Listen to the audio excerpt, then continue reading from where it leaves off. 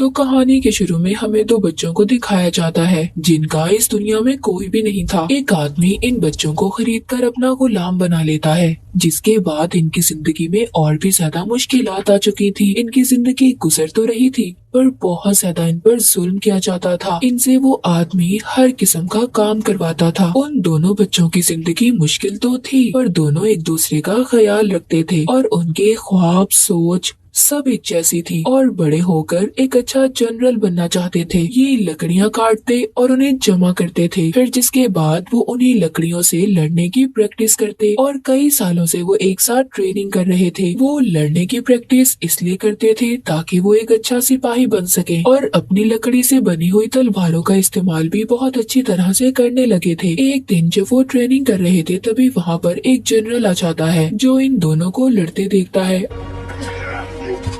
और फिर वो उस आदमी के पास जाता है जिसने इनको खरीदा था। वो कहता है, हमारा किंगडम, हमारा राज्य पूरे मुल्क से अच्छे अच्छे सिपाही ढूंढ रहे हैं और मैं चाहता हूँ जो अभी मैंने लड़ते हुए दो लड़कों को देखा उनमें से एक को अपने साथ ले जाना चाहता हूँ ताकि वो साथ जाकर एक अच्छी ट्रेनिंग ले, हमारे अच्छे और बेहतरीन सिपाहियों में शामिल हो जाए। मगर ये बात सिर्फ एक ही के लिए थी। यहाँ पर जिसका नाम ली था वो बहुत खुश होता है और अपने दोस्त से कहता है कि तुम्हारे पास मौका है अपनी फाइटिंग स्किल्स, लड़ाई की महारत दिखाने का। तुम जाओ इनके साथ, मैं बहुत खुश हूँ। चलो, हम में से एक का ख्वाब तो पूरा होने जा रहा है। फिर उसी रात ये लोग आखिरी बार लड़ते हैं क्योंकि सुबह को ये लोग अलग होने वाले थे। ली अपने दोस्त से कहता है कि मैं ट्रेनिंग करूंगा और कोशिश करूंगा कि एक अच्छा फाइटर बनकर तुम तक पहुँच सकूँ, जिससे मेरा भी सपना पूरा हो जाएगा। ली अपने दोस्त के जाने के बाद बहुत ज्यादा मेहनत करता है। वो अब पहाड़ों में भी जाकर अपनी ट्रेनिंग करता है और देखते ही देखते लड़ने में इतना माहिर हो जाता है कि वो अपनी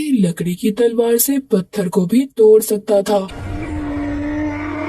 एक दिन जब ली अपनी झोपड़ी में आराम कर रहा था तभी उसका दोस्त इसके पास आता है जिसकी हालत बहुत खराब थी। वो मरने ही वाला था। उसका दोस्त बताता है कि किंग के भाई ने उन्हें मारने की कोशिश की और जब किंग के भाई के साथी किंग को मारने आए तो उन लोगों ने मुझे वहाँ का राजा समझकर मुझ पर हमला कर दिया। ली का दोस्त मरते हुए उसे एक नक्शा देता है, कहता है इस नक्शे की मदद से तुम आगे गांव में जाओगे जहाँ पर तुम्हें आर्मी मिलेगी जो तुम्हें एक फाइटर बनने की ट्रेनिंग देंगे। इतना कहकर उसका दोस्त मर जाता है। ली अपने दोस्त की बात सुनते ही गांव की तरफ भागने लगता है जहाँ पर रास्ते में कुछ लुटेरे उसका रास्ता रोक लेते हैं। वहाँ पर ली की इतने सालों की ट्रेनिंग काम आती है। एक एक करके ली वहाँ पर सबको मार गिराता है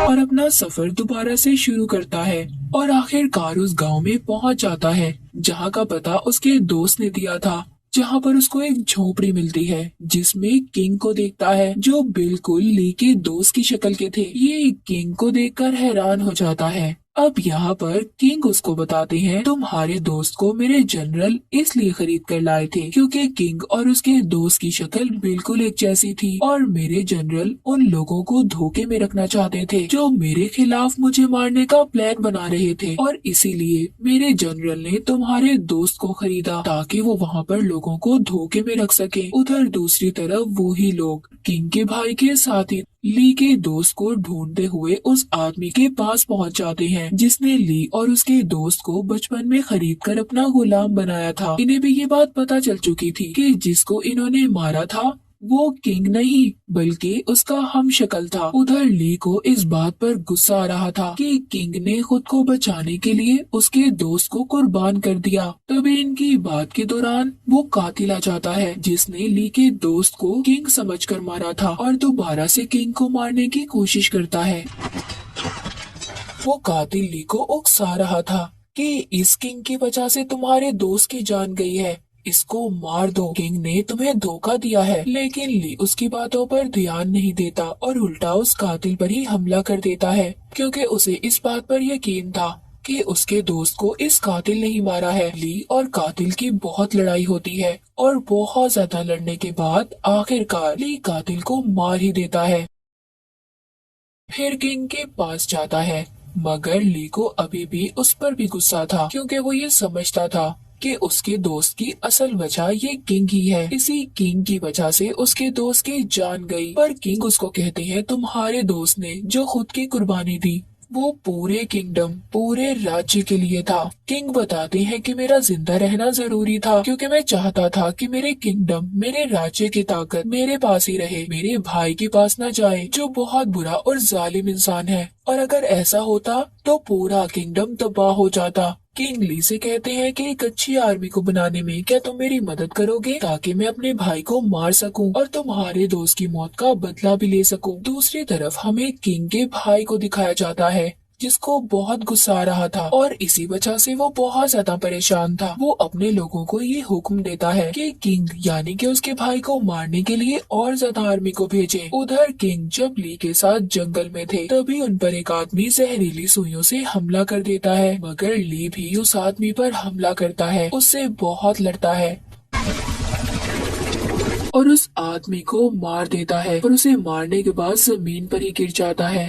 ली बेहोश हो गया था क्योंकि एक जहरीली सुई उसे भी लग गई थी, पर उसकी खुशकिस्मती ये थी कि किंग उसको बचा लेते हैं और उसकी उस वक्त तक देखभाल करते हैं जब तक वो ठीक नहीं हो जाता। एक दिन बहुत सारी आर्मी इनके पास आती है जिन्हें दोनों देखकर डर जाते हैं, पर बाद में इन्हें पता चलता है कि ये तो उसी जनरल के सिपाही थे जिसने ली के दोस्त को खरीदा था। वो किंग का खास आदमी था और अपनी वफादारी की अभी भी कसम खाता है कि उसने किंग से कोई गद्दारी नहीं की। और फिर वो किंग से ये वादा करता है कि वो उन्हें उनका रॉयल थ्रोन, उनका कीमती पत्थर उन्हें वापस दिलवाने में उनकी मदद करेगा। उधर किंग का भाई जो अभी तक किंग को मारने में कामयाब तो नहीं हो सका था, पर फिर भी वो अपनी सारी आर्मी के सामने ये ऐलान कर देता है कि वो अब पूरे किंगडम का राजा है, इसीलिए वो किंग को भी मारना चाहता था। दूसरी तरफ किंग बहुत दुखी थे क्योंकि उनकी आर्मी उनके भाई की आर्मी से बहुत कम थी, इसी तरह वो उनका मुकाबला नहीं कर पाते। अब किंग का जनरल